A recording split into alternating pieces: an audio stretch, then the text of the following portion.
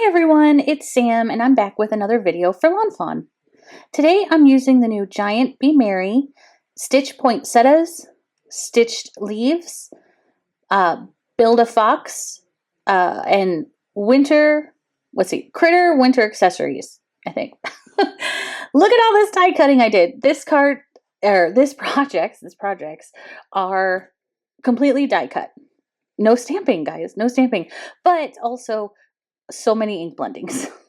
All of the ink blendings. I'm still doing it right now. That's how much I did. No, I'm just kidding.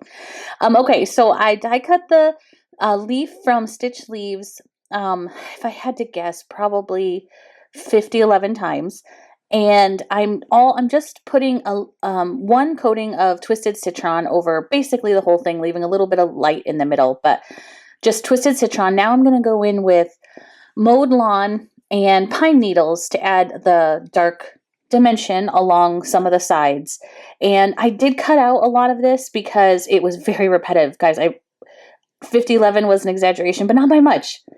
Not by much. I used a lot of leaves for this, so it was a lot of the same thing. But also these tags that I'm making came together quickly once all the ink blending was done. For the Be Merry, I cut it out, die cut it 3 times, but I'm just ink blending one of them. I'm using picked raspberry and dried marigold.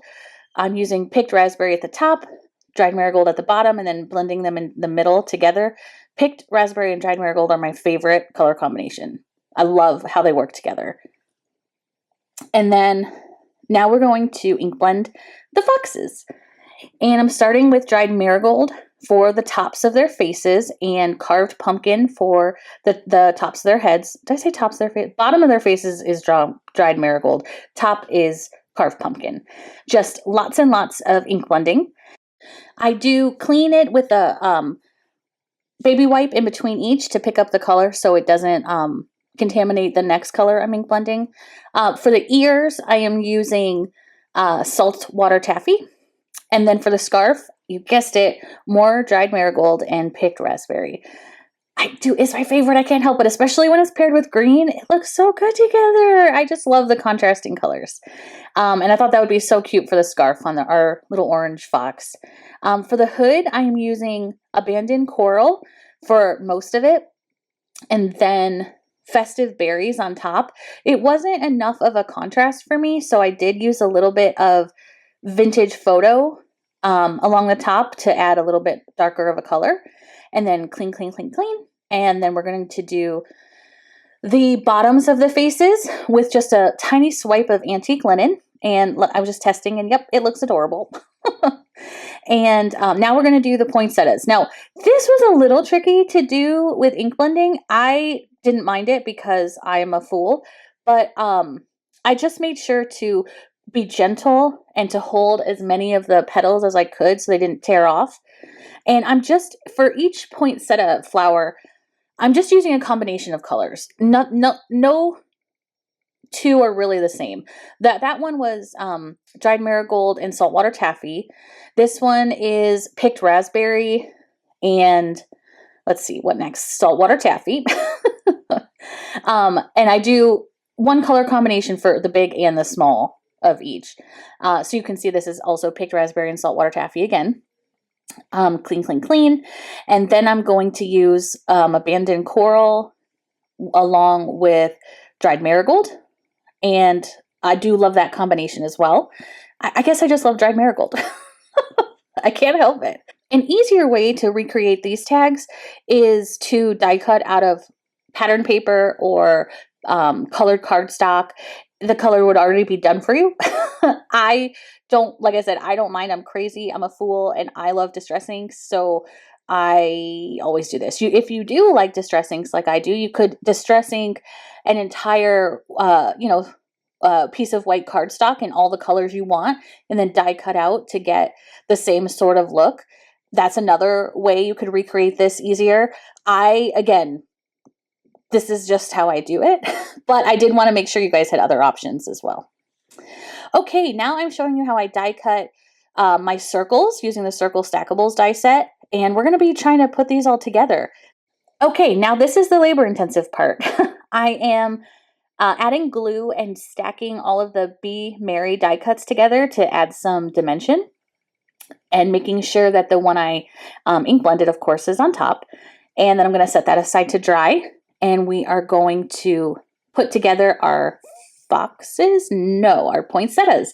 I did think for a minute, do I want these two poinsettias to go with, I colored one with each, the small and the big, but then I thought, no, I want to mix up all the colors.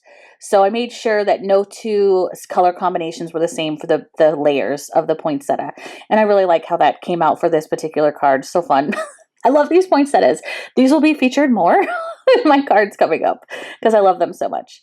Next, we're just making our little Build-A-Foxes, which they're so cute.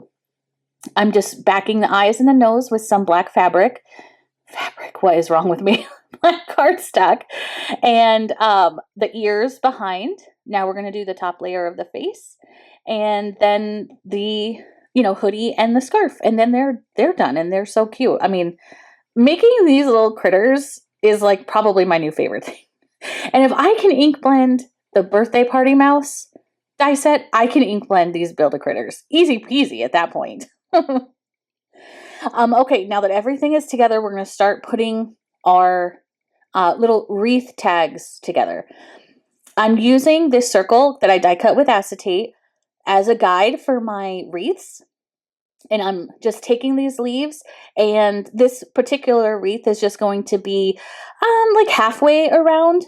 And I am just trying to see like how I want to make this work. I decided to flip it and add another leaf at the top. It's about 3/4 of the way around now. And I'm going to pop up the fox with some foam tape just to add a little bit extra dimension, and glue it. And then that one's set. Put it away. Next, same exact process. I really have no example of what I'm going off of. I'm just kind of placing the leaves where I wanted them to be an imperfectly perfect wreath in a circle. This is going to be another 1/2 to 3/4 length around wreath. And then this one is going to be the poinsettias. And I mean, the bright pinks and reds with these greens is so pretty to me. I had so much fun. And I thought, maybe I'll just do one. Should I do two? I don't know. So I used a bunch. At first I thought, oh, maybe I'll just do that one. But then I thought, ooh, this one behind would look good. And then how about another one behind? Don't mind if I do. So, but I'm not done yet. I'll come back to it. I think I'm done, but I'm not. I'll come back to it. Don't worry. And the last one, the circle, is the biggest circle of the circle stackables.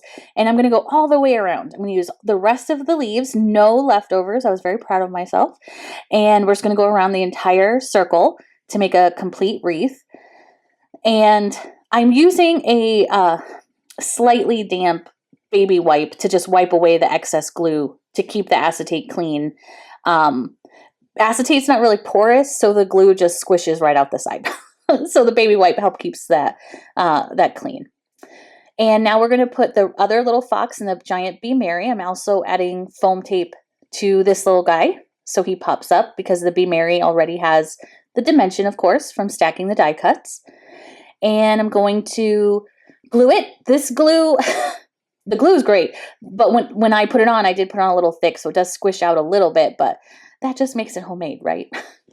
Next, I'm using some of the silver trimmings from lawnfawn, and here we go. I couldn't resist. I'm adding one more poinsettia, and I'm going to put it from behind as well. I really wanted to add another one. At this point, I didn't, but I still have one left, so who knows? Next, I'm just using a hole punch to punch a hole in my tags, and then I'm going to put the string through, and that really finishes off these tags. I fold the string in half, put the other ends through the hoop, and that is like the easiest way to add string to tags. I really love how this came out. See, you can see the glue. Don't look at the glue. Don't look away from the glue. Look at the cute fox. I did think about splattering some white ink on top of all these tags because I love a splatter. I'm a splatter girl, but I didn't. And sometimes less is more. I may go back and add it though, because I do think I love me a splatter.